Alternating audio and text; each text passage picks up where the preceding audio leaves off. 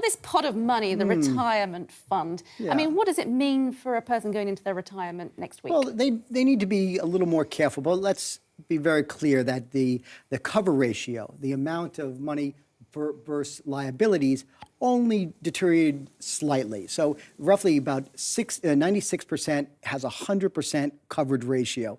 And so the Swiss pension system is in a very strong position. It's the most sustainable system. It's about sixth in the world, Agreed. isn't it? So let's not jump too far ahead. It just means that we need to pay attention to what's happening in the equity markets and make sure that further deterioration is supported by probably additional compensation into the pension scheme. Pension funds, though, are investing conservatively. Very so much should so. anything change there in your mind? Probably not at this point. I mean, this is probably the much larger discussion that we're going to have further on. And at this point, we don't see a sustained correction being derailed by volatility that we're seeing right now. So on this point, we don't think that pensions will see too much more of deterioration. Now, Peter, I'm hoping you can clear something up for me, because we've seen quite a good earnings season so far.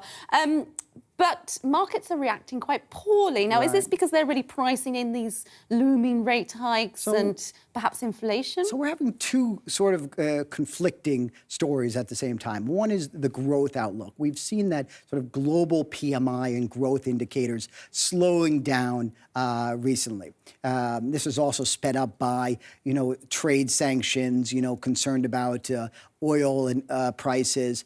That's all taken a toll on people's outlook for growth. On the other side, you do have the commodity rising story, which is, inflationary, which concerns people as well, because you have central banks tightening at the same time that you see global growth falling. So while we're seeing immediate earnings on the corporate side improving, the outlook starts becoming very muddled at this point with slower growth and higher interest rates, and that's not a great place for most. But there you go, Peter, corporates. I'm confused again, because these rising yields, surely that indicates a rather healthy economy, but yet the warning sign is there for inflation. Well, yeah, correct. And so most economies are in sort of a mid to late stage development. And this is why we're saying that equity markets should continue to improve despite some of these early warning signals like higher yields or sort of a flattening of the yield curve. You have this distribution. We have the U.S., which is a world-leading, sort of economic market in a late stage. So its correction is now spilling over to probably early to mid-stage business cycles in Asia. More as a market leader than a reflection of a slowdown in Europe, a slowdown in Asia. Now, the world really looks to the US to set borrowing costs. Does this really affect households when it comes to car loans, mortgages? I mean, it does. It starts taking its toll, but we are still at a historically low level. So I don't think people are deciding that this is it. They're not, going to buy a house because interest rates are moving this quickly right now.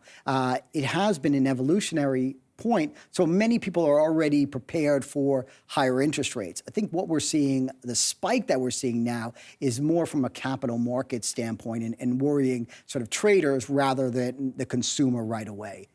Now, European Central Bank meeting this week, economic data pointing to sort of, would you call it a deceleration in growth a little bit? There's natural slowdown, and it is coming from a very quick pace of growth. So I don't think it's anything that Draghi and company are really going to be too concerned about.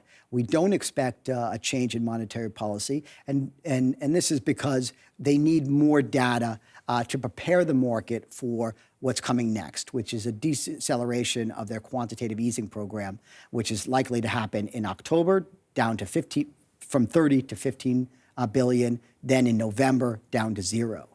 So they need more time to prepare the market. So this meeting tomorrow is probably going to be no change and no shift in expectations. You really don't think these numbers, not stunning as they should be, it's not enough to derail summer plans to stop buying these financial assets? The important thing, at least it comes from Draghi's standpoint, is that the policy in place is for extreme sort of economic situation and really ramping up the European economy. And he's done that.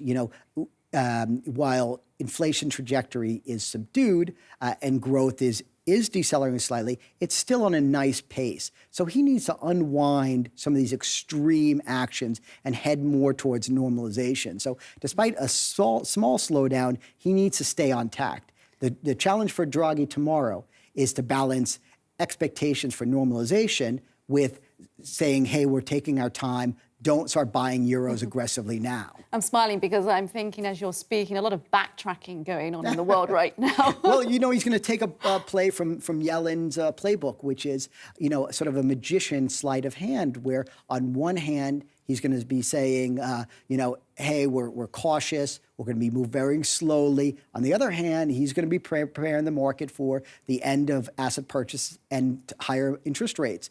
So he does not want the hand that you're not supposed to be watching drive euro-dollar traders to start pushing that euro back higher, because a stronger euro could derail Europe.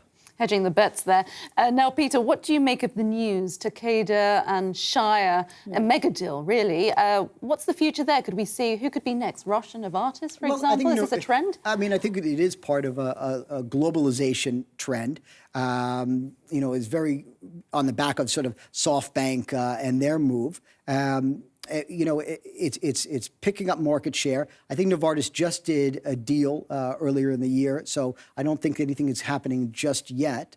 But it shows the appetite for Japanese investors, especially on the pharma side, to get back into the market, to pick up medications very quickly and become a player in Europe and the U.S. But you're not expecting any more mergers or acquisitions? I think I'm not a sector analyst, but I would say that higher interest rates, especially in the U.S. and globally, probably will slow down the appetite for And pharma. Is it normal that the share price goes down off the back of such news? I think the people are pricing in, the expectation that the offer price was probably not as high as they originally like, and this is probably a reflection in the share price. But with Takeda, it was a big number, I guess, so they have to... It was a big number to justify, but the market needs to see what it comes about. A quick word on commodity prices. What's going on there, Peter? Yeah, I think what we're seeing is, the supply gut story trickling through from oil down to industrial metals and throughout the ecosystem. I think they're probably getting a little bit ahead of itself because we're seeing a demand slow on a global level. So we don't think that the supply glut that was sort of keeping commodity prices lower will be sustained for significantly longer. So we think probably the most part we'll see a correction on the downside. And any changes you've seen on this trade war front? The news sort of has settled a little bit. It's right. It's President Donald Trump's trade policy via one flew over the cuckoo's nest. It changes. You don't know if he's clever as a fox or completely mad. So it's very difficult to try and predict what's going to happen next when it comes to Trump and his foreign policy. It seems that we're seeing a deceleration, but especially between the U.S. and China. But in lulls, with the Trump administration, generally leads to a ramping up before any type of reconciliation actually occurs. So it's extremely difficult, but we would price sort of the mean when it comes to protectionism. We don't think that globalization is going to stop. We think the U.S. is only 25% of global growth, trade. So there's other 75% of the world that will continue to trade. We all need each other. Last question for you. The Swiss franc, where should I be planning my holiday this summer? Stay at home, go to Europe? Where am I going? Well, I think probably Switzerland is a wonderful place this time of year. Did you switch jobs? Are you working for the tourism board? I'm waiting for the phone call. I think the SMB's policy is in place. We're not seeing a spillover from risk aversion into the Swiss franc. And this means, in our view, that we'll continue to see the euro especially improve against the Swiss franc. It's not going to be until 2019 where the S&B will start considering tightening their monetary policy, and we see the Swiss franc starting to appreciate against many of these currencies. Lovely. Thank you very much, Peter. Thank you for joining us.